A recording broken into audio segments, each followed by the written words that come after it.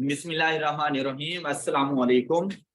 बेटा आज के लेक्चर में हम लोग चैप्टर नंबर 8 का रिमेनिंग पार्ट सबसे पहले डिस्कस करेंगे। क्वेश्चन नंबर 25 तक चैप्टर नंबर 8 को हम लोग डिस्कस कर चुके हैं। इसी तरह से अगर आप लोग क्वेश्चन नंबर 26 को देखें तो बेटा मीडियन फाइंड करना है, लोअर क्वार्टाइल फाइंड करना है, अपर क्वार्टाइल फाइंड करना है। और जब भी फ्रैक्टाइल आपको फाइंड करने के लिए कहें, सबसे पहला काम डाटा की अरेंजमेंट होता है। क्या हमने सबसे पहले डाटा को अरेंज करना, और ये डाटा आप हमेशा असेंडिंग ऑर्डर में अरेंज किया करें। और अब अगर आप लोग यहाँ पर देखें तो बेटा इन 9 वैल्यूज को आप लोगों ने अरेंज करना है, उसके बाद उसके मीडियन की वैल्यू आप लोगों ने फाइंड कर लेनी है। अच्छा ये ना मतलब बहुत इजी सा ही होता है, सिर्फ ये डाटा की अरेंजमेंट आपके लिए मसला कर सकते हैं। जैसा कि अब अपने डाटा में से देखिए कि सबसे स्मॉलर वैल्यू आपको क्या मिली, तो देखो यहाँ से हमने कैंसिल की और यहाँ पर हम लोगों ने 32 लिख दिया जी। इससे नेक्स्ट वैल्यू हमारे पास कौन सी है, 36, लेकिन ये 36 2 टाइम्स है, तो यहाँ पर 36 एंड अच्छा इसके बाद अगर देखिए 36 के बाद 37 हमारे पास आ जाएगा। नेक्स्ट जी 39, देन 41, 45, 46 एंड 48। देखें क्या नंबर ऑफ वैल्यूज में कोई फर्क पड़ा, सिर्फ डाटा अरेंजमेंट के फॉर्म में आ गया। अब जब मीडियन फाइंड करना हो तो इसकी पोजीशन फाइंड की जाती है और उसका फार्मूला होता है n by 2 is equal to n से मुराद number of observation plus 1 divided by 2। Answer आपके पास आ गया 5। अच्छा ये ठीक है ना। अच्छा ये बेटा 5 से मुराद ये नहीं है कि इधर अगर 5 होता तो मैं कह दूं कि 5 इज मीडियन। हमने फिफ्थ वैल्यू बतानी है, तो फिफ्थ वैल्यू हमारे डाटा में कौन सी आ रही है, तो हम लोग कहेंगे the median of the data is. जब हम लोगों ने क्वार्टाइल फाइंड करना हो तो इसका फार्मूला होता है Q1 is equal to n plus 1 divided by, अब बिल्कुल ऐसे ही कि 10 प्लस 1 डिवाइडेड बाय 4, तो हमारे पास ये वैल्यू आ गई 2 पॉइंट, तो 2.5 वैल्यू ये देखें यहां पर आएगी। अगर इससे पहले और बाद की वैल्यू सेम सेम हो और चाहे जिस पोजीशन पर भी हो, इसकी एवरेज भी यही वैल्यू है। और अगर ये डिफरेंट वैल्यूज होती तो आप इनकी एवरेज फाइंड कर लेते। क्लियर। इसी तरह से बेटा अगर अपर क्वार्टाइल फाइंड करना हो तो फिर हम लोग लिखते हैं 3 into n plus 1 divided by 4। अब n को हम लोग जाकर रिप्लेस कर देंगे कौन सी वैल्यू के साथ, नंबर ऑफ ऑब्जर्वेशन। अच्छा ये ऊपर बेटा नंबर ऑफ ऑब्जर्वेशन 9 थी, वैसे मतलब हम लोगों ने इसको ठीक सॉल्व किया हुआ था, लेकिन सिर्फ ये 10 की जगह पर आ जाएगा हमारे पास 9 plus 1 10 30 divided by 4 is equal to 7.5 value. तो देखिए 7.5 वैल्यू हमारे पास कौन सी आ रही है, तो देखिए यहां पर 7.5। तो आपने इन दोनों वैल्यूज की एवरेज फाइंड कर लेनी है, तो इन दोनों की एवरेज हमारे पास क्या आ जाएगी, ये हमारा क्वेश्चन सॉल्व हो गया। All clear. नेक्स्ट देखें बेटा, आपको दो ट्यूब के बारे में कहा गया कि आपने कंपैरिजन करना है। ट्यूब ए का जो आपके पास मीन की वैल्यू दी गई है, ट्यूब बी के मीन की वैल्यू दी गई है, फिर ट्यूब ए का standard deviation and tube B का स्टैंडर्ड डेविएशन। और आपसे पूछा गया which tube has the greater relative dispersion. बेटा आपसे रिलेटिव डिस्पर्शन के बारे में पूछ सकता है कि ग्रेटर या स्मॉलर किसका है।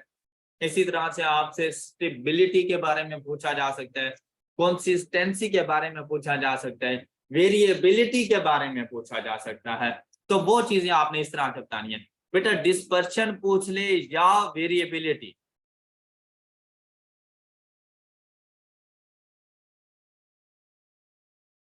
ये दोनों एक ही चीजें हैं। डिस्पर्शन या वेरिएबिलिटी ये दोनों एक ही चीजें हैं, और इनका हमारी सीवी की वैल्यू के साथ हमेशा डायरेक्ट रिलेशनशिप है। इनका हमारी सीवी की वैल्यू के साथ चाहे स्टेबिलिटी पूछे, कंसिस्टेंसी पूछे, डिस्पर्शन पूछे, वेरिएबिलिटी पूछे, आपने सीवी की वैल्यू फाइंड करनी है। और फिर अगर आपसे कह रहा है कि ग्रेटर डिस्पर्शन ग्रेटर वेरिएबिलिटी, तो बेटा जिसकी सीवी की वैल्यू ज्यादा होगी उसमें वेरिएबिलिटी ज्यादा पाई जाएगी, उसमें डिस्पर्शन ज्यादा पाई जाएगी। और अगर यहीं पे बात आ जाए कंसिस्टेंसी,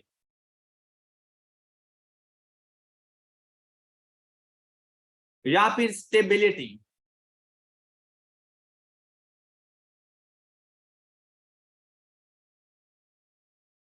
तो बेटा who is more consistent, who is more consistent, तो बेटा कंसिस्टेंसी और स्टेबिलिटी और सीवी की वैल्यू के दरमियान इनवर्स रिलेशनशिप आता है। अगर आप लोग मोर कंसिस्टेंट देखना चाह रहे हो तो जिसकी सीवी की वैल्यू कम होगी वो ज्यादा कंसिस्टेंट होगा, वो ज्यादा स्टेबिलिटी शो करेगा।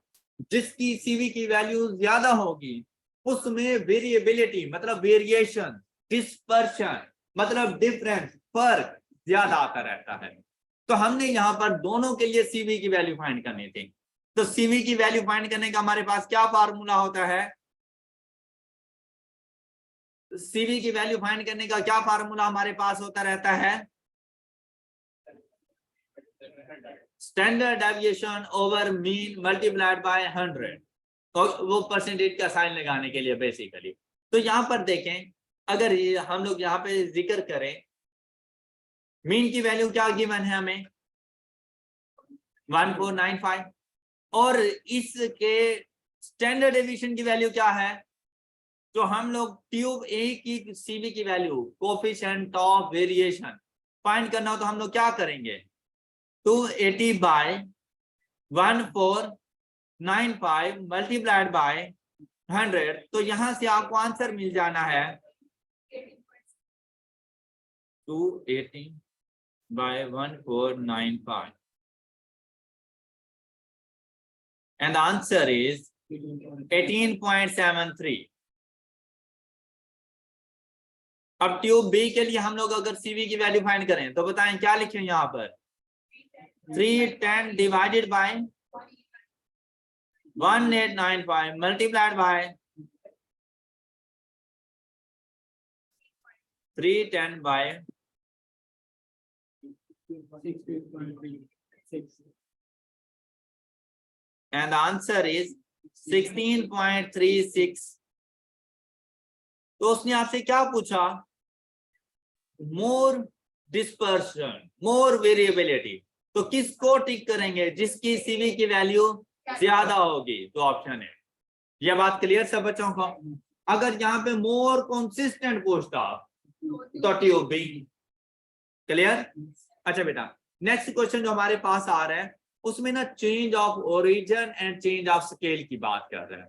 Change of origin and change of origin क्या होता है कि एक्चुअल डाटा के अंदर अगर आप कोई कांस्टेंट नंबर ऐड करते हैं या सब्ट्रैक्ट करते हैं तो ये चेंज ऑफ ओरिजिन है।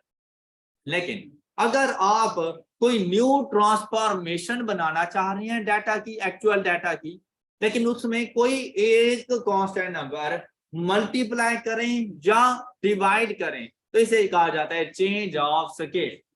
मतलब हमारा क्यूएम का एक टेस्ट हुआ, आप लोगों के मार्क्स आ गए आउट ऑफ 20, बाद में हमें पता चला कि यार इसमें से ना 2 क्वेश्चंस गलत हैं और वो मिस्टेक हम लोगों की तरफ से है। तो मैं आप लोगों से कहूंगा बेटा हर स्टूडेंट अपने ऑब्टेन्ड मार्क्स में 2 मार्क्स ऐड कर लें। मतलब जिसके 8 होंगे 10 हो जाएंगे, जिसके 15 होंगे उसके 17 हो जाएंगे, जिसके 12 होंगे उसके 14 हो जाएंगे। तो हमारे पास ना एक न्यू डाटा बन जाता है, इसे कहा जाता है डाटा की ट्रांसफॉर्मेशन। तो डाटा की ट्रांसफॉर्मेशन या तो चेंज ऑफ ओरिजिन से हो सकती है या चेंज ऑफ स्केल से। पर मैं आपसे कहूं बेटा अपने अपने मार्क्स को मल्टीप्लाइड बाय 2 कर दो। अब ये क्या है? Change of origin. ऐसे ही है, चेंज ऑफ स्केल है आपके, multiplication division change of scale, addition and subtraction change of origin. अब आपने देखना है बेटा, आपसे कहता है कि हमारे पास ये कुछ वैल्यूज मौजूद हैं और इन वैल्यूज के जो वेरिएंस है ना वो हमारे पास ये है। कहता है कि मुझे इनका वेरिएंस फाइंड करके दें। अब ये डाटा की न्यू ट्रांसफॉर्मेशन है कि ये डाटा जिसको हम लोग एक्स कहा करते हैं, अपने डाटा में जो एक्चुअल वैल्यूज हमारे पास होती है ना, हम उनको एक्स से रिप्रेजेंट करते हैं। कहते हैं हमारे पास एक न्यू डाटा है वाई, मुझे वाई का वेरिएंस फाइंड करके दो। हमने कहा वाई की वैल्यू, कहता है मैंने एक्स को 2 से मल्टीप्लाई किया, डिवाइडेड बाय 3 किया, जो भी आंसर आया उसमें से माइनस किया पाई बाय 4, तो मेरे पास वाई बनता गया। तो बेटा हमेशा याद रखिएगा कि स्टैंडर्ड डेविएशन और वेरिएंस का चेंज ऑफ ओरिजिन से कोई ताल्लुक नहीं, इंडिपेंडेंट होते हैं। तो ये आपसे एमसीक्यूज में पूछा जा सकता है, standard deviations and variance are independent of change of origin. Clear? क्या मतलब कि भाई अगर आप डाटा में सपोज मैं अपने सारे डाटा में 5 ऐड कर दूं, चेंज ऑफ ओरिजिन हो गया, जो स्टैंडर्ड डेविएशन की वैल्यू एक्स की थी ना एक्चुअल डाटा की, वही स्टैंडर्ड डेविएशन की वैल्यू वाई की, कोई चेंज नहीं आने वाला। इसी तरह मैं सब्ट्रैक्ट भी कर दूं तब भी कोई चेंज नहीं आने वाला। लेकिन अगर मैं मल्टीप्लाई करता हूं और हो जाता है चेंज ऑफ स्केल, अब फर्क पड़ेगा, अब चेंज होने हैं। तो बेटा यहां पर देखें तो change of origin and scale आपको दोनों नजर आते हैं। तो आपने अपने क्वेश्चन में से चेंज ऑफ ओरिजिन के पार्ट को ऐसे एलिमिनेट करना है जैसे है ही नहीं। क्लियर? तो आपने इसमें से सिर्फ चेंज ऑफ स्केल का पार्ट दिया और वो आपके पास क्या आ गया, 2x/3। All clear?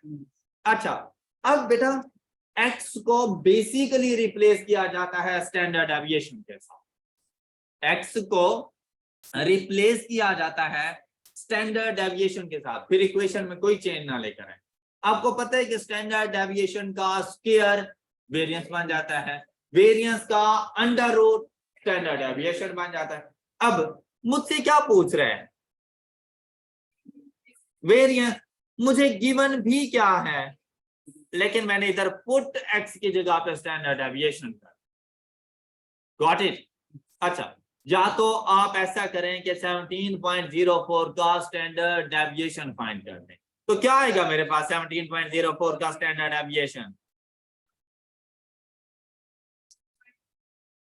तो देखिए ये कुछ इनफाइनाइट सी सीरीज चल पड़ी मेरे पास, तो मतलब आंसर में थोड़ा बहुत डेविएशन आ जाएगी। अदरवाइज आप 4.13 यहाँ पे पुट कर दें तो कुछ ना कुछ राउंड ऑफ में आंसर मिल जाएगा। लेकिन आप अगर ये चाहें कि नहीं मैंने x को रिप्लेस ही वेरिएंस की वैल्यू से करना है,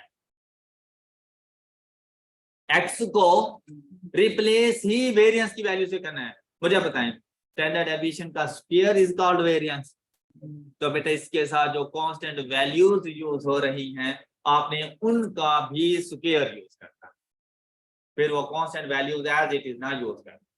अगर x को रिप्लेस करते हो स्टैंडर्ड डेविएशन से तो इन कांस्टेंट वैल्यूज को एज इट इज रहने दो, लेकिन अगर x को रिप्लेस करते हो वेरिएंस से तो कांस्टेंट वैल्यूज के स्क्वायर आ जाएंगे। Got it? तो हम लोग यहाँ पे क्या लिख देंगे, 2 का square multiplied by variance divided by 3 का, और कैलकुलेटर को भी ऐसे ही बताया करो, 2 square multiplied by 17.04 divided by 3 square is equal to, and the answer is 7.573, option C. All clear? बेटा क्वेश्चन नंबर 31 में चलें तो ये एक अच्छा हैवी सा क्वेश्चन है, मतलब एक ही क्वेश्चन से आपसे वो पूछ रहा है कि आपको क्या ग्रुप फ्रीक्वेंसी डिस्ट्रीब्यूशन से क्वार्टाइल्स फाइंड करना आते हैं। अगर आते हैं तो फिर आपसे वो ये पूछ रहा है कि भाई बॉयलीज का फार्मूला यूज करते हुए कोफिशिएंट ऑफ स्क्यूनेस बताओ। बॉयलीज का फार्मूला यूज करते हुए कोफिशिएंट ऑफ स्क्यूनेस बताएं। तो बेटा आपने इस सारे डाटा से सबसे पहले फाइंड करना था Q1, फिर आपने फाइंड करना था Q, और फिर फाइंड करना था Q2, Q1 Q2 Q3 तीनों यूज होने थे। अब बॉयलेज का फार्मूला अप्लाई करना हो कोएफिशिएंट ऑफ स्क्यूनेस फाइंड करने के लिए, तो वो फार्मूला हमारे पास होता है Q3 plus Q1 minus 2Q2 divided by Q3 minus Q1। ये है बॉयलेज कोएफिशिएंट ऑफ स्क्यूनेस। बेटा इस डाटा से आपको हटाए तो आप खुद फाइंड कर लेंगे। ओके, वैल्यूज इस फार्मूले में पुट कीजिएगा तो आपके पास आंसर आ जाएगा 0.06। डन। नेक्स्ट चलते हैं हम लोग 32 for a given sample data. ये डाटा गिवन कहता है what is the value of coefficient of, सिर्फ कैलकुलेटर को बतानी है वैल्यूज और कुछ भी नहीं करना। अपने कैलकुलेटर को वैल्यूज बताएंगे, फिर जाकर कैलकुलेटर से स्टैंडर्ड डेविएशन का स्क्वायर आपके पास वेरिएंस की वैल्यू बन जाएगा। फाइंड करना आता है ना सब लोगों को, या कर दें? गुड। जब भी डाटा पुट करना हो सेटअप और 3 स्टैटिस्टिक्स, फिर यहाँ पे देखा करो कि सिंगल वेरिएबल है। हमने कहा हाँ जी सिंगल वेरिएबल। क्या फ्रीक्वेंसी है? नहीं है, ये डिस्क्रीट डाटा है, तो फ्रीक्वेंसी ऑफ कर दो। Shift setup down arrow 4 number statistics और फ्रीक्वेंसी ऑफ करने के लिए 2, ऑन करने के लिए भी सेम ही प्रोसीजर था। अब आपने सिंपल अपनी वैल्यूज पुट करनी है 2, 8, 10, 15, 29, 20, 9, 18, 0। अच्छा 0 खुद एक वैल्यू है तो इसको एलिमिनेट नहीं कर देना, तो ये नंबर ऑफ वैल्यूज में फर्क पड़ जाता है। फिर 0 के बाद 7, 10, ये हमारी 10 वैल्यूज कंप्लीट हो चुकी। एसी की हम लोग प्रेस करेंगे, उसके बाद शिफ्ट 1, 4, 3 नंबर पे स्टैंडर्ड डेविएशन है। अगर स्टैंडर्ड डेविएशन पूछता तो मैं इसको इज इक्वल टू 0 कर देता। तो स्टैंडर्ड डेविएशन की वैल्यू क्या आ रही है? 6। इसका स्क्वायर वेरिएंस बन जाएगा और वो हमारे पास क्या आ रहा है? अच्छा अब यहाँ पे वो देखें, उसने आपसे वेरिएंस पूछता तो इसका आंसर ये है 36.69, लेकिन उसने आपसे क्या पूछा? सीवी की वैल्यू। बेटा सीवी की वैल्यू फाइंड करने के लिए क्या फार्मूला हमारे पास होता है? स्टैंडर्ड डेविएशन ओवर, क्या स्टैंडर्ड डेविएशन कैलकुलेटर बताता है?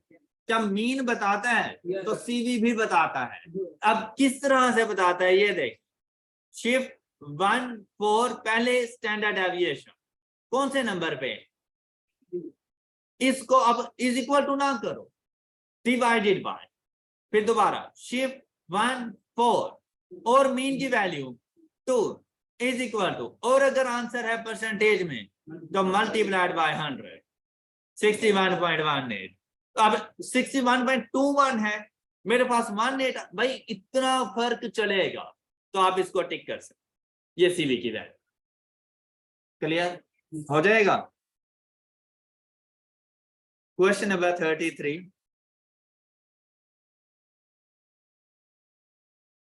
Find coefficient of skewness if mean is equal to this median and variance।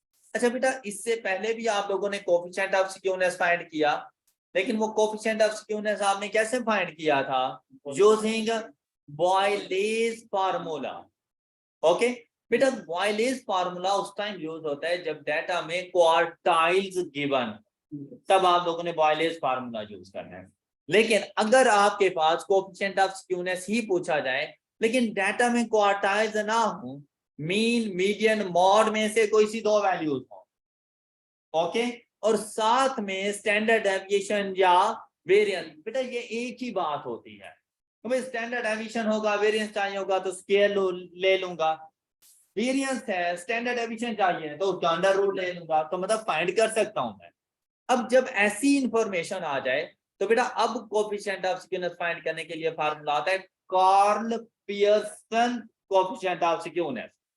Quartiles हो तो बॉयलेज कोएफिशिएंट ऑफ स्क्यूनेस, उसके साइंटिस्ट का ये स्टैटिस्टिशियंस का जो नेम था वो बॉयलेज था। और जो फार्मूला इसने बताया था ये था Karl Pearson coefficient of skewness, और इसको डिनोट किया जाता है एसके के साथ, Karl Pearson coefficient of skewness. और इसका फार्मूला हमारे पास बनता रहता है mean minus median over standard deviation, mean. अच्छा अब देखें, बात सुने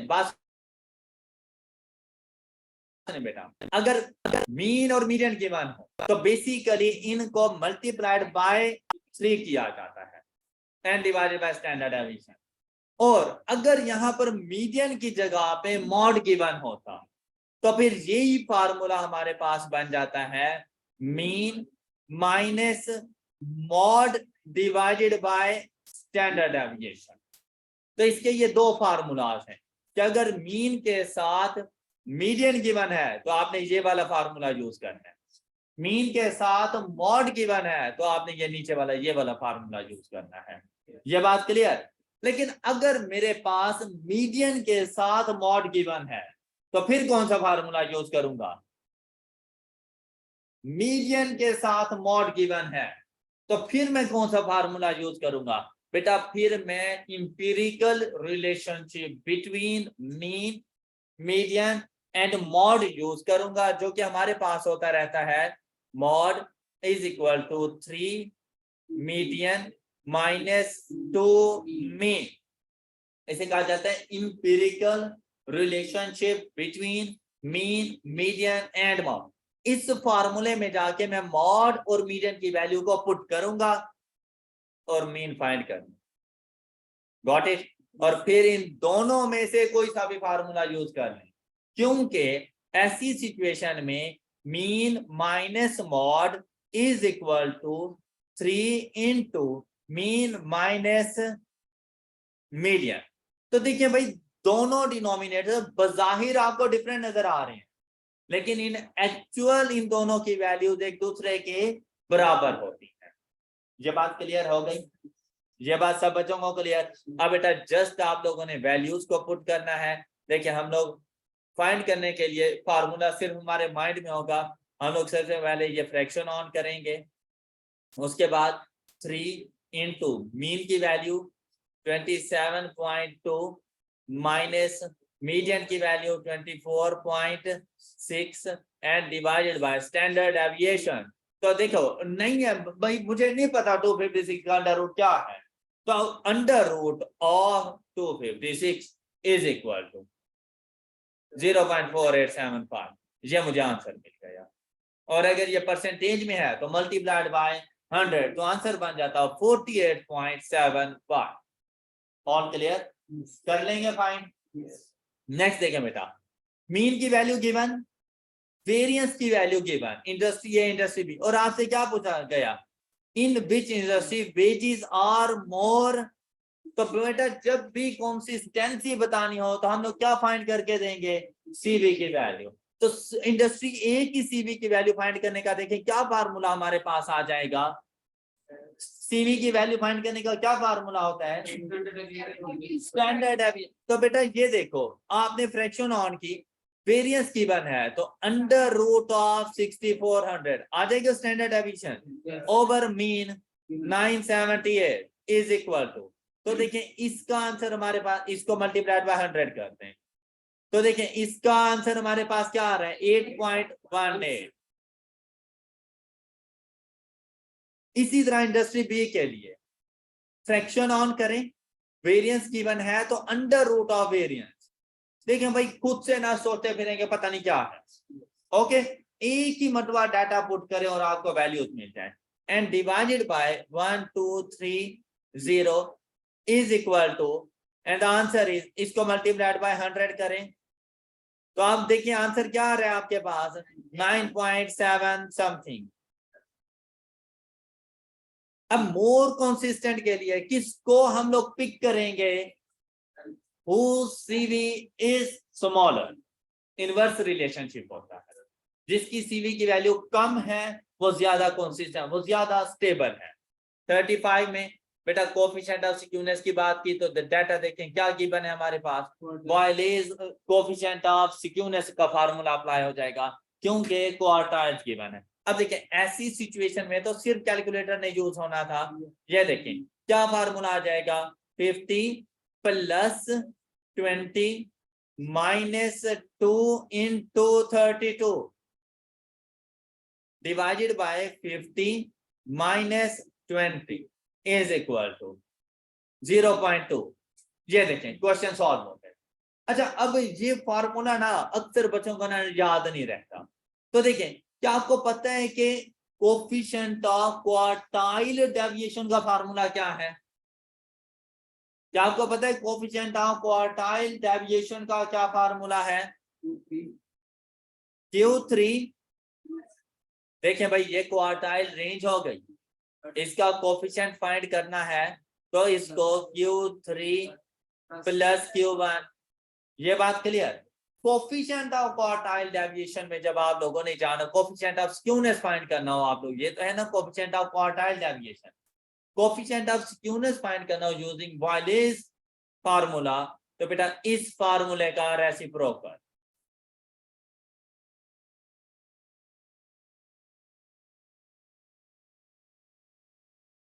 और सिर्फ इसमें से आके -2Q2, बस ये बात याद रखें और फार्मूला याद हो गया। कोफिशिएंट ऑफ क्वार्टाइल डेविएशन का रेसिप्रोकल और न्यूमरेटर में -2Q2। क्लियर? अब ये फार्मूला आपको नहीं भूलेगा।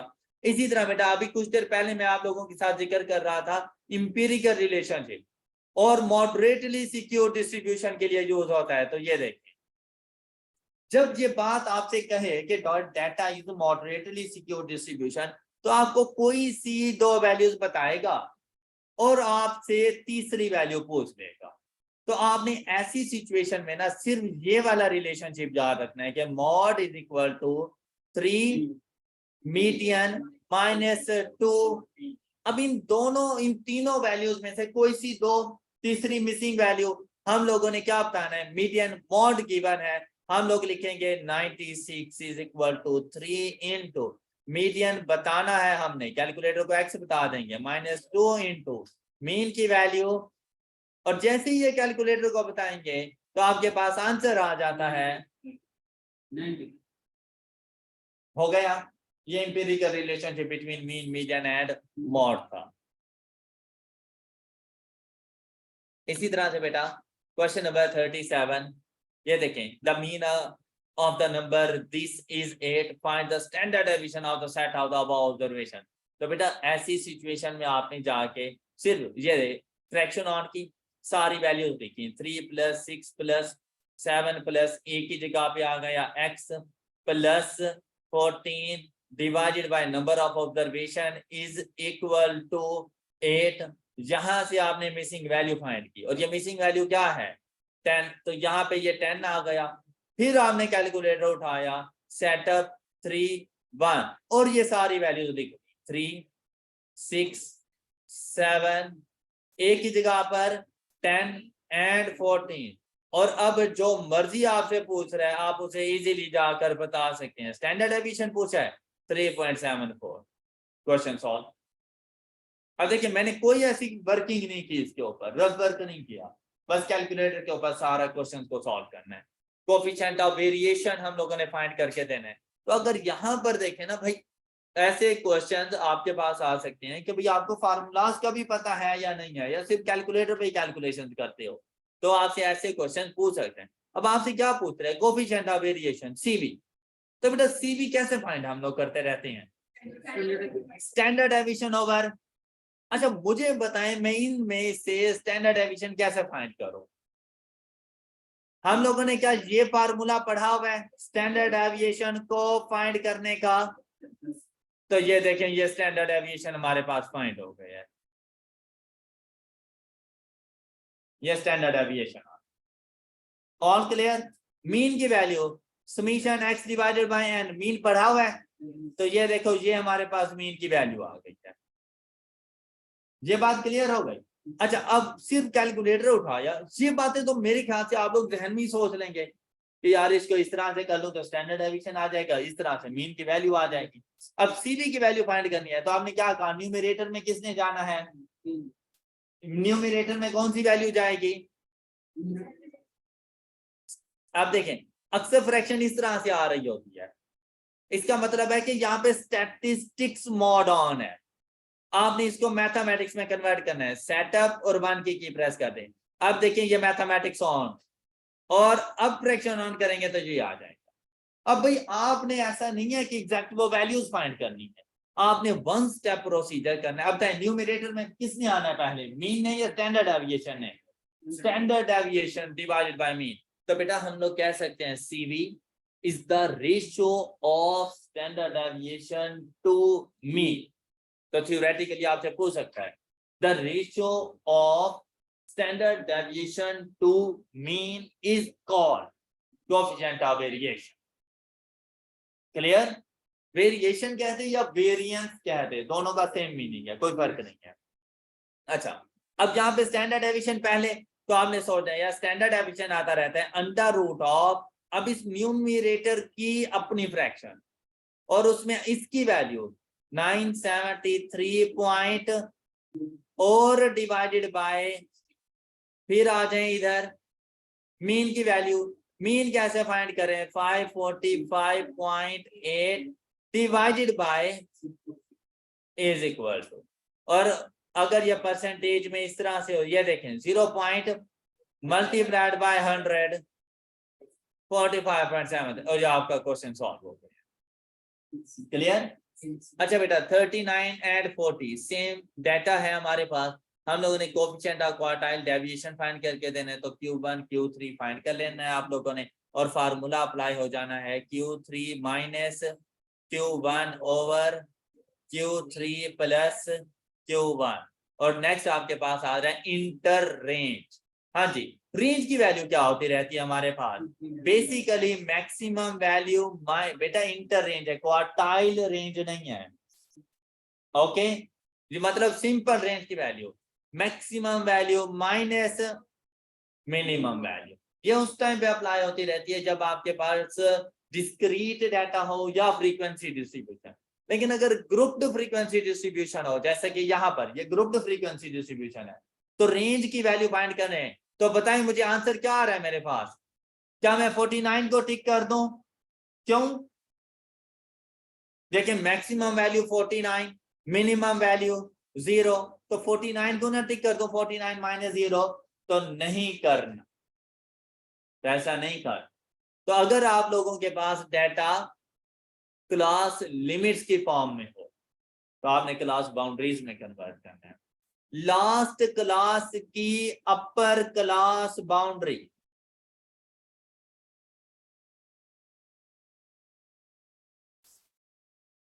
Minus lower class boundary of first class is called range या इंटर रेंज, एक ही बात है, रेंज या इंटर रेंज एक ही बात है। हाँ सेमी रेंज एक डिफरेंट चीज है। क्लियर। इसी तरह से क्वार्टाइल रेंज या इंटर क्वार्टाइल रेंज ये एक बात है, लेकिन सेमी क्वार्टाइल रेंज ये डिफरेंट चीज है, और सेमी क्वार्टाइल रेंज को ही क्वार्टाइल डेविएशन कहा जाता है। जहां पे वर्ड सेमी आ जाए ना समझ लेना, हाँ मतलब सेमी रेंज, रेंज का हाँ, क्लियर, सेमी क्वार्टाइल रेंज या क्वार्टाइल डेविएशन, क्वार्टाइल रेंज का हाँ, गॉट इट जी। नहीं मैंने सेमी क्वार्टाइल रेंज का कोई फार्मूला नहीं लिखा हुआ बेटा, ये कोएफिशिएंट ऑफ क्वार्टाइल डेविएशन है, सेमी रेंज का मैंने फार्मूला नहीं लिखा अभी। अच्छा ये बात सुन लें, तो बेटा सारा डाटा कन्वर्ट करने की जरूरत नहीं है। लास्ट क्लास देखो इसकी अपर क्लास बाउंड्री क्या बनेगी, माइनस, अब यहां पे देखें ये माइनस है, ये फार्मूले वाला, फर्स्ट क्लास की लोअर क्लास बाउंड्री क्या बनेगी,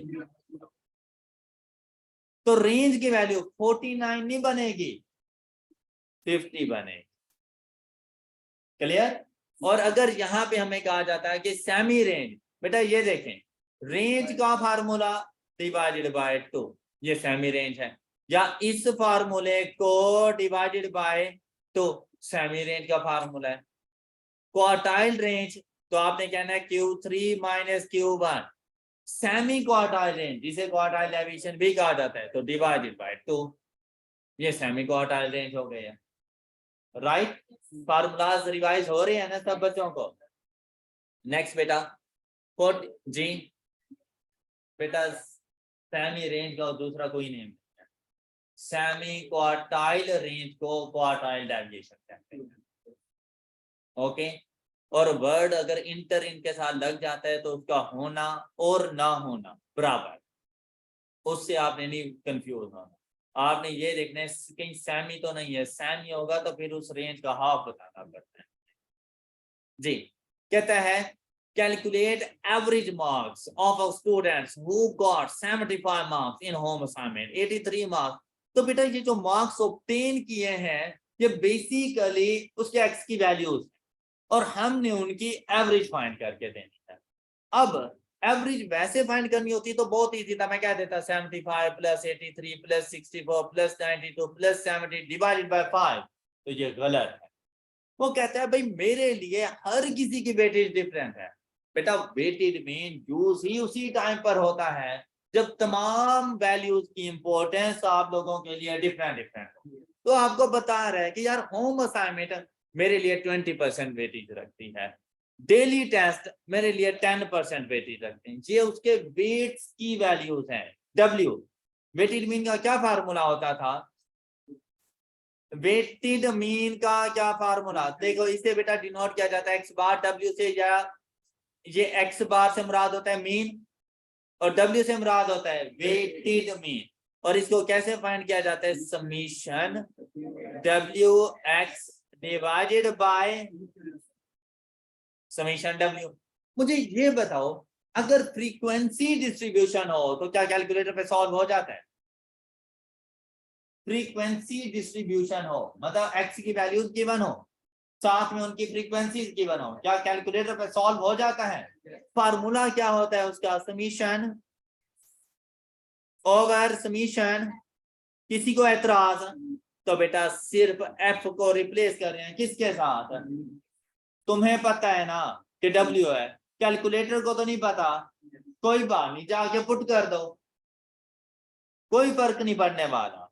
आप जाएंगे अपने कैलकुलेटर में, ये देखें सेटअप की प्रेस की 3 नंबर 1 वेरिएबल, अब आपने फ्रीक्वेंसी ऑन करनी है।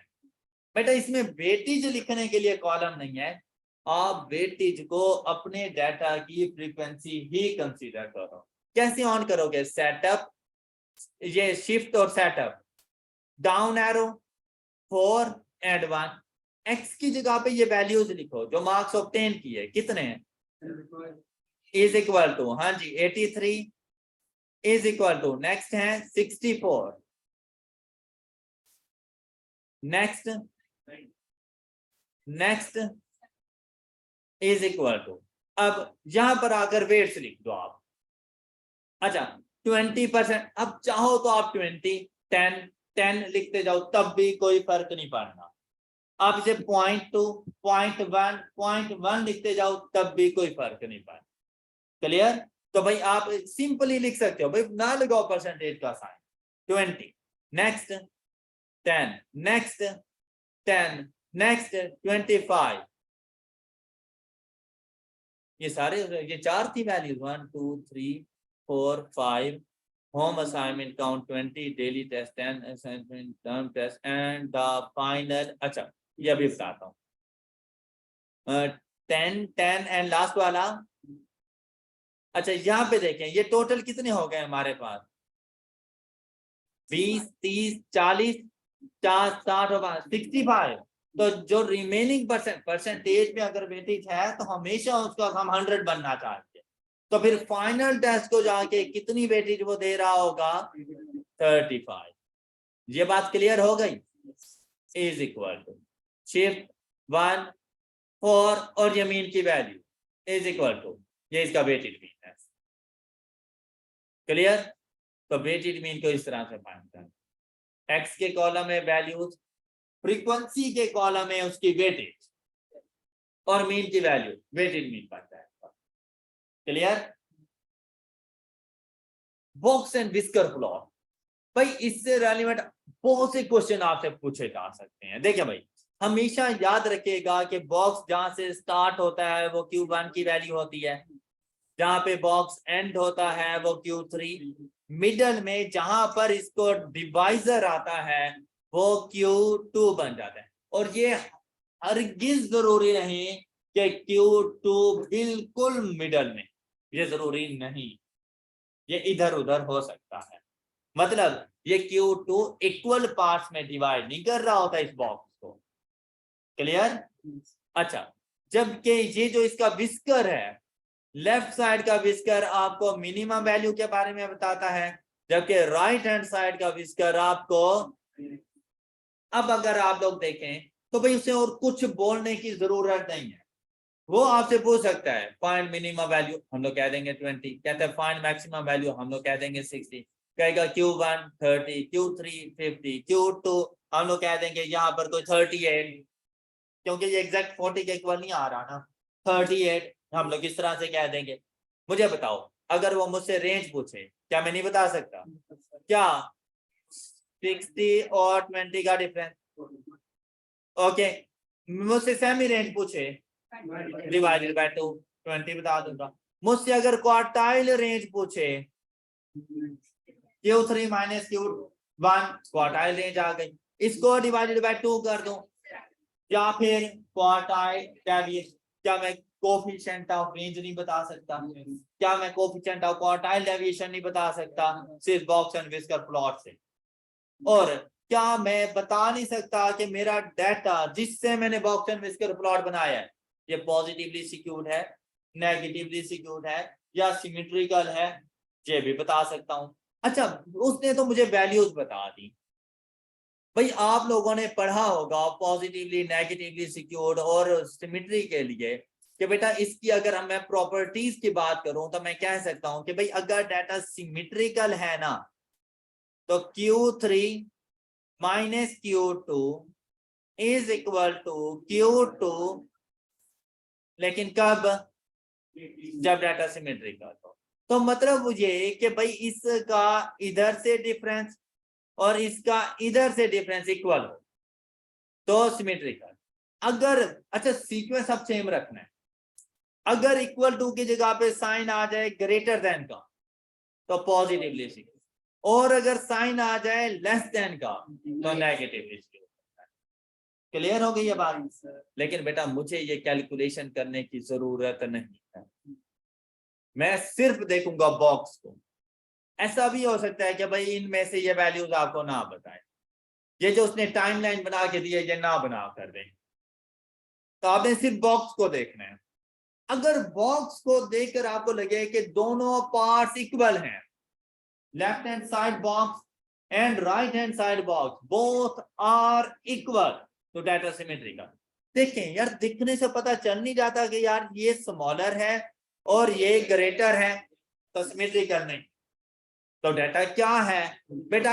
अगर राइट हैंड साइड का बॉक्स ग्रेटर है तो पॉजिटिव, और अगर लेफ्ट हैंड साइड का बॉक्स ग्रेटर है तो नेगेटिव।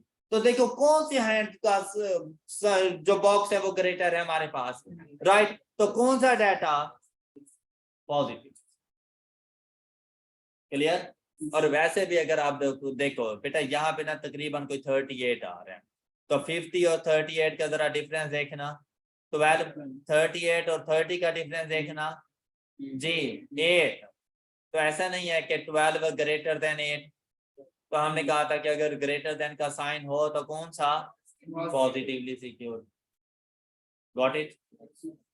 आई होप कि ये एक अच्छी रिवीजन हो गई आप लोगों को, और बॉक्स एंड विस्कर प्लॉट के यूजेज का पता चल गया आप लोगों को। बेटा आपसे कहा गया है कि सम ऑफ मॉड एंड मीडियन, तो बेटा सबसे पहले आपने इसका मॉड देखना है। मॉड तो अनअरेंज डाटा से भी पता चल सकता है, लेकिन मीडियन फाइंड करने के लिए आपको डाटा अरेंज करना पड़ेगा, फिर उन दोनों को सम कर दो तो आपके पास आंसर आ जाएगा। कहते हैं the mean stay in a hospital of 5 patient is 28 days The coefficient of variation is 15. Find summation x square. क्या कमाल का क्वेश्चन पूछा है आप लोगों से ये, है ना? क्या भला कहते हैं भाई, मीन हमारे पास 5, नंबर ऑफ वैल्यूज का पता चल गया, x बार का पता चल गया, कोफिशिएंट ऑफ सीवी का क्या फार्मूला होता है, ओवर मीन। तो बेटा सीवी को मैं जाके लिख दूं 0.15। ये बात समझ लगी? क्योंकि अगर मैं परसेंटेज में लिखता हूं तो मल्टीप्लाइड बाय 100 करना पड़ेगा। मीन की वैल्यू का मुझे यहाँ पे पता चल गया 28। क्या मैं यहाँ से स्टैंडर्ड डेविएशन फाइंड कर सकता हूँ? तो करें यहाँ से स्टैंडर्ड डेविएशन फाइंड। तो 15 मल्टीप्लाइड बाय 28, तो स्टैंडर्ड डेविएशन कितना है 4.2। अब स्टैंडर्ड डेविएशन के फार्मूले पर आ जाएं।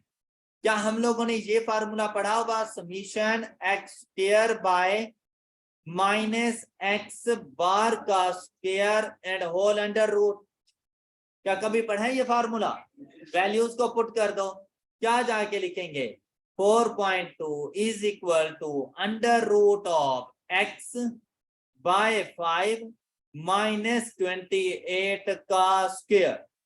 तो यहां से x की वैल्यू निकालनी है बेटा, और इस x से क्या मुराद है, समीशन x स्क्वायर। क्लियर जी? क्या लिखेंगे यहाँ पर 4.2 is equal to under root of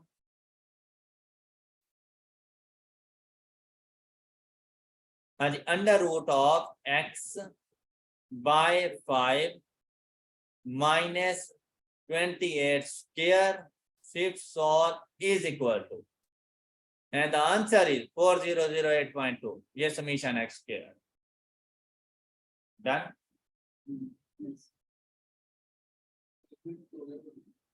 okay जी, नेक्स्ट बेटा 45 कहते हैं कि करेक्ट वेरिएंस की वैल्यू बताएं।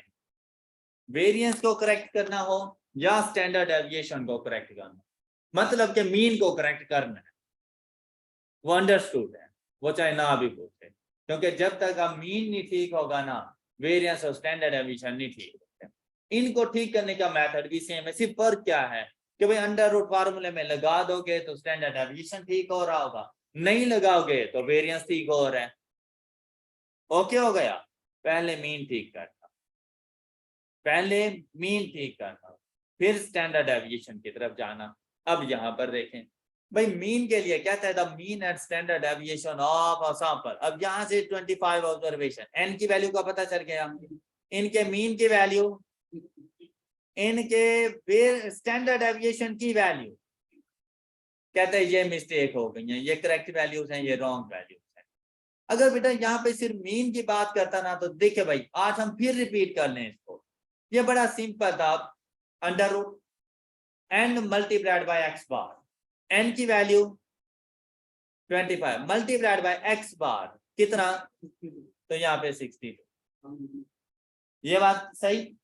माइनस कर देंगे रॉन्ग वैल्यू, 24 माइनस 62 माइनस 38, और ऐड कर लेंगे correct value 43 plus 26 plus 55 and divided. क्या नंबर ऑफ ऑब्जर्वेशन में कोई फर्क पड़ा? तो कितनी 25, 3 नहीं 25 इज इक्वल टू, ये मीन की करेक्ट वैल्यू है। ओके, और यहाँ पे देखो पहले कितनी थी, तो मतलब मीन की वैल्यू में कोई ऐसा चेंज नहीं आया। करेक्ट वैल्यू भी उसकी 62 थी और उसकी रॉन्ग वैल्यू भी 60। इसकी रीजन क्या थी? हाँ देखें, करेक्ट वैल्यू 43 प्लस 26 प्लस 55, इनका सम कितना बना? तो रॉन्ग वैल्यूज को जरा देखें, 24 plus 62 plus 38 is equal to, क्या फर्क है? तो जितना प्लस कर रहा हूं उतना माइनस कर रहा हूं, कोई फर्क नहीं पड़ना मीन की वैल्यू को, लेकिन स्टैंडर्ड डेविएशन में फर्क पड़ना है। अब देखिए बेटा, स्टैंडर्ड डेविएशन में आपने उसका फार्मूला अप्लाई करना है सबसे पहले, और वहां से अब देखें समीशन एक्स भी गलत, तो बेटा समीशन एक्स स्क्वायर भी तो गलत किया होगा जो स्टैंडर्ड डेविएशन के फार्मूले में यूज होता है, तो उसको भी ठीक करना है। तो अब हम लोगों ने देखा कि भाई मीन की वैल्यू में कोई डिफरेंस नहीं है, समीशन एक्स स्क्वायर। हम लोग देखेंगे स्टैंडर्ड डेविएशन का फार्मूला क्या है हमारे पास, is equal to under root of summation X square find करेंगे, कैलकुलेटर में वो एक्स बता देंगे, डिवाइडेड बाय माइनस मीन की वैल्यू होता रहता है। अब मुझे एक बात बताएं, क्या 3.6 करेक्ट वैल्यू है?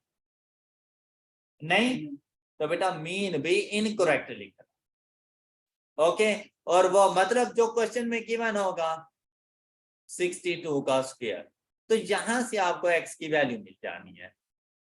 अच्छा, आपका कैलकुलेटर ऐसा आंसर ना करे तो भाई यहां से आप अंडर रूट खत्म कर दिया करें और यहां पर स्क्वायर कर दिया करें, अब आपका कैलकुलेटर आंसर कर देगा। डन। 3.6 का square is equal to x by 25 minus 62 का स्क्वायर 96424। तो समीशन एक्स स्क्वायर क्या है? 96424। अब बेटा इस समीशन एक्स स्क्वायर के अंदर आपने रॉन्ग वैल्यूज के स्क्वायर्स माइनस करने हैं, रॉन्ग वैल्यूज के स्क्वायर ही ऐड किए थे ना, तो माइनस भी रॉन्ग वैल्यूज के स्क्वायर करने हैं। क्या यहाँ पे लिखोगे 96424 माइनस 24 का स्क्वायर माइनस 62 का स्क्वायर माइनस 38 का, और ऐड करने हैं करेक्ट वैल्यूज के स्क्वायर।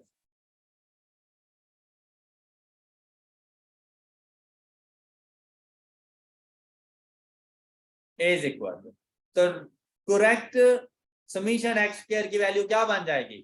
96110। ये बात सब बच्चों को क्लियर हो गई? 9।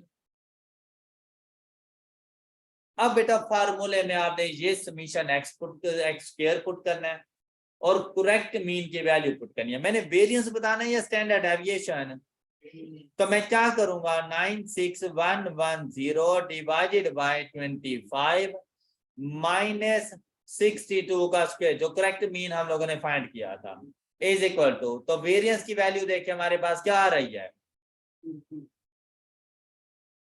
Question solve, right. और अगर यहीं पे स्टैंडर्ड डेविएशन क्या थे तो अंडर रूट ऑफ आंसर, तो ये स्टैंडर्ड डेविएशन था 0.63। तो स्टैंडर्ड डेविएशन क्या था, तो ऑप्शन ए। कोई इशू इसमें, कोई इशू इसमें बेटा? अच्छा बेटा नेक्स्ट हमारे पास चैप्टर आ जाता है, चैप्टर नंबर 9 इंडेक्स नंबर, बहुत ही इंपॉर्टेंट चैप्टर, मतलब एक दो क्वेश्चन आपसे जरूर इसके हवाले से पूछ सकता है। तो इंडेक्स नंबर में जो खास इंपॉर्टेंस आप लोगों के लिए क्वेश्चन रखते रहते हैं वो लेस्पियर, पास्ते और फीचर के फार्मूलाज वगैरह और उनसे रेलिवेंट क्वेश्चन पूछे जाते हैं, और आप लोगों से थ्योरेटिकल क्वेश्चन भी मोस्टली उन्हीं से ही पूछा जाता है। भाई बेसिक नॉलेज के तौर पर बेटा हमेशा याद रखिएगा कि जब भी इंडेक्स नंबर आता है तो current year divided by base year, आपने बस ये बात याद रखनी, index number is equal to current year divided by base year. अब अगर प्राइस इंडेक्स नंबर है तो current year price divided by base year price, अगर क्वांटिटी इंडेक्स नंबर है तो current year quantity divided by base year quantity, wages index number है तो current year wages divided by base year wages. Depend करता है क्या base year क्या है, तो बेस ईयर बेटा क्वेश्चन में आपको बता दिया जाता है, उसको फॉलो कर लीजिएगा। अगर ना बताया जाए तो फिर आपके डाटा में जो फर्स्ट ईयर गिवन होता है वो आपका बेस ईयर होता है, और आपने जब तक कि आपको ना बताया जाए आपने हमेशा फिक्स्ड बेस ईयर यूज करना होता है। आप चेन बेस ईयर यूज नहीं करेंगे जब तक कि वो आपसे ना करें। ये बात समझ आ गई है सब बच्चों को? अच्छा, अब सिर्फ फर्क क्या होता है कि बेटा फिक्स्ड बेस ईयर में आप अपने तमाम ईयर्स का कंपैरिजन किसी एक साल को सिलेक्ट करके उसके साथ कर रही होती हो, जबकि चेन बेस ईयर के अंदर हर आने वाले साल का कंपैरिजन उससे प्रीवियस ईयर के साथ हो रहा होता है, उसे चेन बेस ईयर का मतलब चेन बेस ईयर के अंदर आपका जो फिक्स्ड बेस ईयर होता है ना, जो बेस ईयर होता है ये फ्लक्चुएटिंग होता है। मतलब अगर हम लोग कैलकुलेट कर रहे हैं 2023 का इंडेक्स नंबर तो 22 उसके लिए बेस बन जाएगा, 20 का इंडेक्स नंबर तो 19 उसके लिए बेस बन जाएगा, 15 का इंडेक्स नंबर तो 14 उसके लिए बेस बन जाता है। ये अंडरस्टूड सी बात होती है। अच्छा, जब आप लोग बेटा फिक्स्ड बेस ईयर यूज करते हैं तो उसे हम लोग प्राइस रिलेटिव, उसे अगर प्राइस इंडेक्स नंबर है तो उसे कहते हैं प्राइस रिलेटिव। अगर हम लोग क्वांटिटी इंडेक्स नंबर फाइंड करें और फिक्स्ड बेस ईयर यूज करें उसे कहा जाता है क्वांटिटी रिलेटिव। अगर हम लोग वेजेस इंडेक्स नंबर फाइंड करें और फिक्स्ड बेस ईयर हो उसे कहा जाएगा वेज रिलेटिव। लेकिन अगर हम लोग चेन बेस ईयर यूज कर रहे हैं तो उसे कहा जाता है लिंक रिलेटिव। तो अगर आपसे कह दे कि भाई लिंक रिलेटिव्स फाइंड करने हैं तो समझ जाइएगा चेन बेस ईयर अप्लाई करना है उसका। ये बात क्लियर हो गई सब बच्चों को? प्राइस रिलेटिव तो कोई ना कोई ईयर को फिक्स करके कैलकुलेट करके देना इंडेक्स नंबर, लेकिन अगर कहते हैं लिंक रिलेटिव तो उससे प्रीवियस ईयर के साथ आपने उसका कंपैरिजन करना होता है। अब जो इंडेक्स नंबर होता है ये सिंपल होता है, सिंपल से मुराद ये होता है कि किसी एक कमोडिटी का इंडेक्स नंबर हम लोगों ने फाइंड करना है। अच्छा, ऐसा भी होता रहता है कि हमारे पास नंबर ऑफ कमोडिटीज एक से ज्यादा हो जाती हैं तो हम लोग चले जाते हैं कंपोजिट इंडेक्स नंबर्स की तरफ। जब नंबर ऑफ कमोडिटीज एक से ज्यादा हो तो उसे कहा जाता है कंपोजिट इंडेक्स नंबर। उसमें हमारे पास वेटेड इंडेक्स नंबर यूज हो रहे होते हैं और अनवेटेड इंडेक्स नंबर यूज हो रहे होते हैं। वेटेड इंडेक्स नंबर्स के अंदर बेटा लेस्पियर, पास्चे एंड फिशर शामिल है। वेटेड इंडेक्स नंबर्स के अंदर लेस्पियर, पास्चे एंड फिशर शामिल है। और उसके अलावा अगर दो डिफरेंट ईयर्स का डाटा गिवन हो तो साथ में उनके वेट्स दे देते हैं तो उनको बिल्कुल ऐसे ही कैलकुलेट किया जाता है जैसे हम लोगों ने वेटेड मीन कैलकुलेट करना सीखा है। सिर्फ फर्क क्या आ जाता है कि वेटेड मीन में हम लोग फार्मूला अप्लाई कर रहे होते हैं summation W x divided by summation W. लेकिन अगर वेटेड इंडेक्स नंबर फाइंड करना हो तो एक्स रिप्लेस हो जाता है आई के साथ और आई से मुराद होता है प्राइस रिलेटिव। ओके, आई से क्या मुराद होता है प्राइस रिलेटिव। सिर्फ इतना सा फर्क आता रहता है कि एक्स आई के साथ रिप्लेस हो जाता है, इसके अलावा और कोई डिफरेंस वगैरह नहीं होता इसके अंदर। ये फार्मूला शीट मैं आप लोगों के साथ शेयर कर दूंगा, इंडेक्स नंबर की जो फार्मूला शीट वगैरह है, तो उससे काफी हेल्प हो जाएगी आप लोगों की, आप सारे फार्मूलाज वहां से देख सकते हैं। लेकिन उसके बाद बेटा सीपीआई की बात करता रहता है, कंज्यूमर प्राइस इंडेक्स, सीपीआई। इसे बेटा रिटेल प्राइस इंडेक्स भी कहते रहते हैं, याद रखिएगा होलसेल प्राइस इंडेक्स इसे नहीं कहते, इसे कहा जाता है रिटेल प्राइस इंडेक्स। ओके, और हमेशा याद रखिएगा कि बेटा हर साल आप लोगों ने सीपीआई को इक्वल रखना होता है। मतलब हर साल इंसान की परचेजिंग पावर इक्वल होनी चाहिए चाहे जितनी मर्जी इन्फ्लेशन होते है। इसका मतलब क्या है कि सपोज अगर आज हमें 1 लीटर पेट्रोल मिल रहा है 200 रुपए का और मेरी इनकम है 1000 रुपए, तो मैं 5 लीटर पेट्रोल ले सकता हूँ। मेरी परचेजिंग पावर है कि मैं अपनी इनकम में रहते हुए 5 लीटर पेट्रोल ले सकता हूँ। भाई पेट्रोल 250 कर दो, मैं उस तक नहीं करूंगा, लेकिन फिर क्या कि मेरी इनकम भी 1250 करो। अब देखो, अगर वो मेरी इनकम को बढ़ाकर 1250 कर देते हैं, साथ में पेट्रोल की प्राइस 250 रुपए पर लीटर होगी, तो बताओ अब मुझे खुश नहीं होना चाहिए कि मेरी इनकम बढ़ गई है। अब ये देखो कि 1250 में अगर मैं जाके पेट्रोल परचेज करूं 250 के हिसाब के मुताबिक कितने लीटर लेके आ रहा हूं, वही 5 लीटर। तो मेरा जो लिविंग स्टैंडर्ड है वो वहीं का वहीं रुका होगा। ओके, तो ऐसी सिचुएशन में गवर्नमेंट की हमेशा ये रिस्पॉन्सिबिलिटी होती है कि आप अगर किसी को अमीर नहीं कर सकते तो उसको गरीब करने का भी हक नहीं था आपके पास। मतलब उनका लिविंग स्टैंडर्ड आपने बरकरार रखना है। आप पेट्रोल में इंक्रीज कर रहे हो 50 रुपए का, 250 का कर दिया, लेकिन मुझे खुश कर रहे हो कि जनाब आपकी इनकम हो गई है 1200 रुपए। भाई मेरी परचेजिंग पावर कम हो गई है, अब मैं 1200 में 5 लीटर पेट्रोल नहीं ले सकता, मैं बैठे बैठे गरीब हो जाऊंगा, जबकि मेहनत भी मैं वैसे ही करता हूँ। तो इसीलिए इसे जरूरी होता है कि इसने हर इंसान की रियल इनकम को इक्वल रखना होता है, हर किसी की रियल इनकम को इक्वल रखना होता है। परचेजिंग पावर एक किस्म की इक्वल होनी चाहिए। तो रियल इनकम फाइंड करने का फार्मूला हमारे पास होता है current year income divided by CPI of the current year. Real income जिसे डिफ्लेटेड इनकम भी कहते रहते हैं, रियल इनकम या डिफ्लेटेड इनकम, इसका फार्मूला होता रहता है कि करंट ईयर इनकम आपको क्या मिल रही है और इस साल का CPI कितना है, कंज्यूमर प्राइस इंडेक्स कितना है, उसके साथ डिवाइड कर दो तो आपके पास रियल इनकम की वैल्यू आ जाती है। ये बात क्लियर होगी सब बच्चों को? अच्छा बेटा, अब हम लोग चलते हैं जरा क्वेश्चंस की तरफ कि हमसे कौन कौन से क्वेश्चन पूछे जा सकते हैं। हमेशा याद रखिएगा, थ्योरेटिकल अगर मैं क्वेश्चंस की बात करूं तो जर्नली हम लोग प्राइस इंडेक्स फाइंड करते हैं, जर्नली हम लोग प्राइस इंडेक्स के ऊपर फोकस करते हैं। वैसे नॉर्मली तो हम लोग क्वांटिटी इंडेक्स भी फाइंड करते हैं, हम लोग वेजेस इंडेक्स भी फाइंड करते हैं, लेकिन क्वांटिटी इंडेक्स भी उसी टाइम फाइंड किया जाता है जब प्राइसेस में किसी किस्म का चेंज है।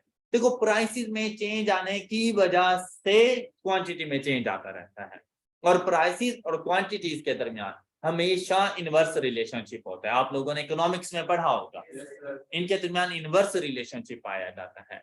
इसी तरह से बेटा, अगर चीजें महंगी हो गई हैं तो लाजिम बात है आपके एम्प्लॉयज आपसे डिमांड करेंगे कि उनकी इनकम को बढ़ाया जाए।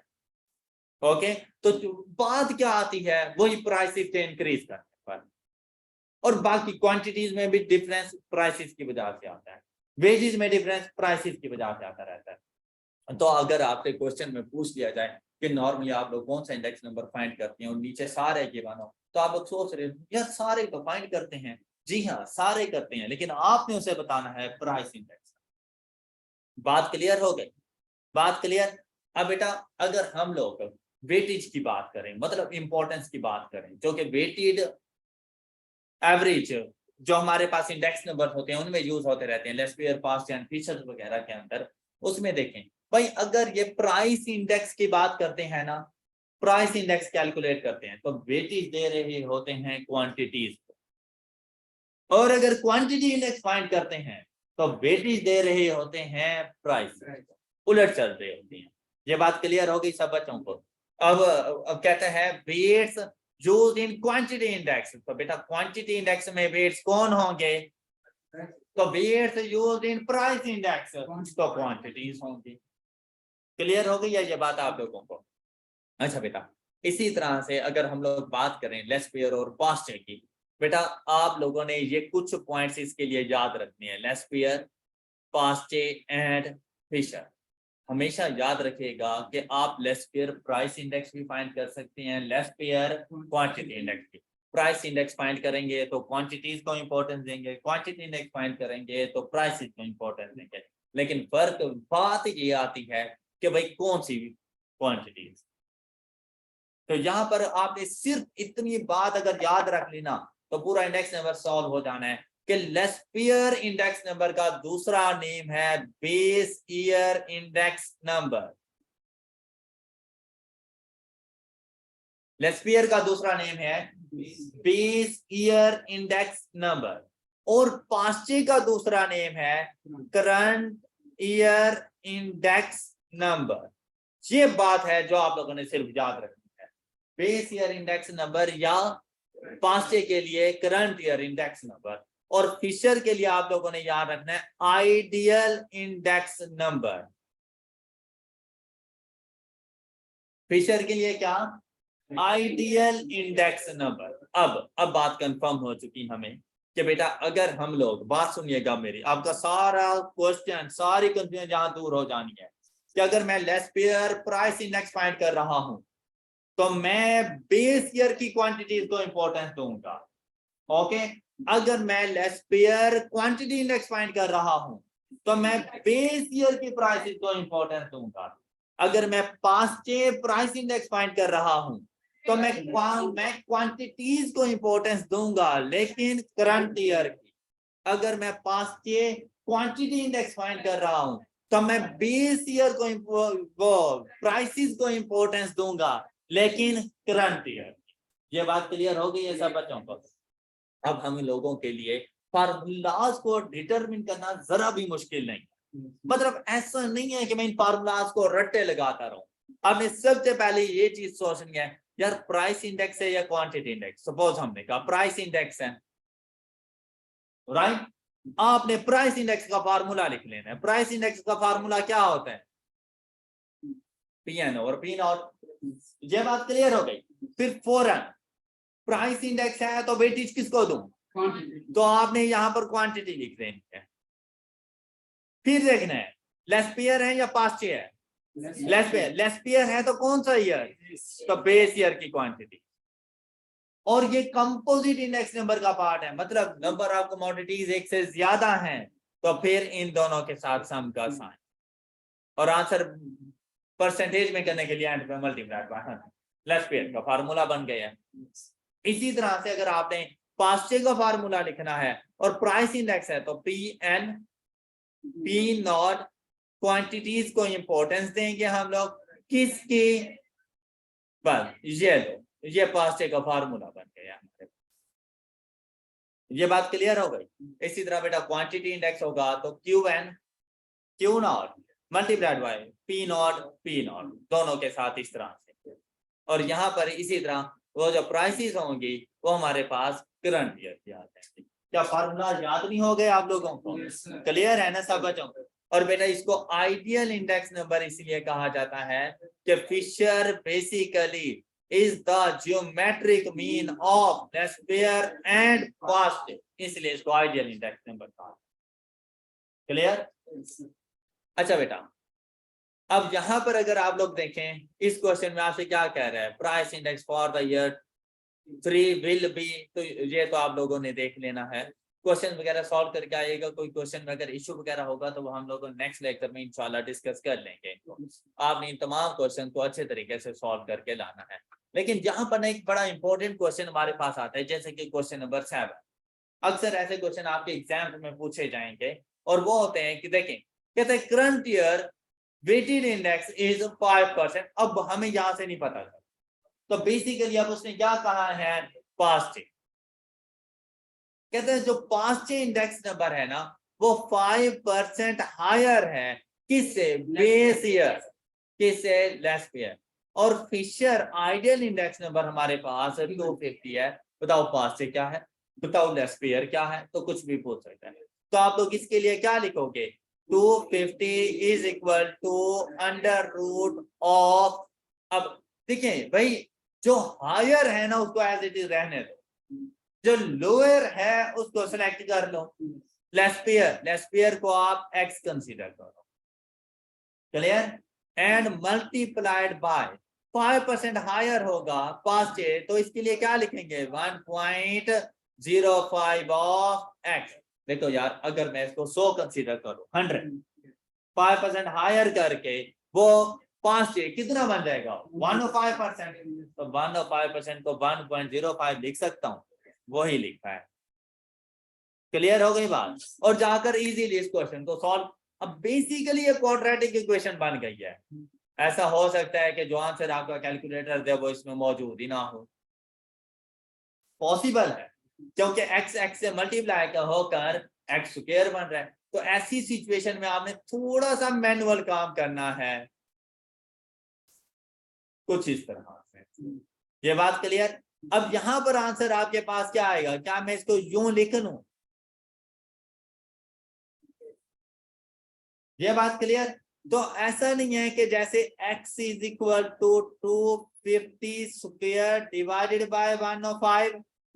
तो थोड़ा सा भी मैनुअल काम कर लीजिएगा। अगर आपका कैलकुलेटर x की वैल्यू 0 दे दे या ऐसी वैल्यू दे जो इसमें ना हो, तो आपको थोड़ा सा मैनुअल काम करना पड़ेगा इस सिचुएशन में, क्योंकि ये क्वाड्रेटिक इक्वेशन बन रही है। तो x की एक वैल्यू आपको मिल जाती है, दूसरी मिसिंग होती है, और वो मिसिंग वैल्यू ही हमारा आंसर बन रही होती है। तो यहां पर देखिए हमारे पास x की क्या वैल्यू आ जाती है? 250 स्क्वायर डिवाइडेड बाय, तो देखिए x की क्या वैल्यू आ गई हमारे पास? 595। और हमने क्या फाइंड करके देना है? जी हम लोगों ने ठीक लिखा था 250 इज इक्वल टू जी हाँ 1.05 है ना।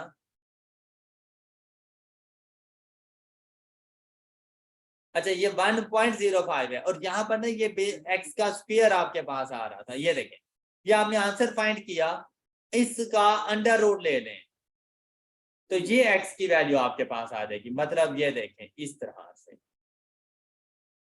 ये देखें। अब देखिए x की वैल्यू आपके पास क्या आ गई, 244 समझ लें। तो ये x आपने किसको सपोज किया था, लेस्पियर को या पास्चे को? लेस्पियर को। तो बेटा अगर लेस्पियर पूछता तो 244 हो जाता, लेकिन अगर पास्चे जाए तो 244 मल्टीप्लाइड बाय 1.05, 256 पॉइंट समथिंग। तो ये आपका आंसर। क्लियर? ये बात क्लियर है सब बच्चों को?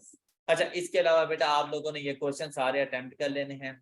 कल के लेक्चर में इंशाल्लाह ये इंडेक्स नंबर कंप्लीट करेंगे और साथ में आप लोगों ने ना रिग्रेशन एंड कोरिलेशन को रिवाइज करके आना है।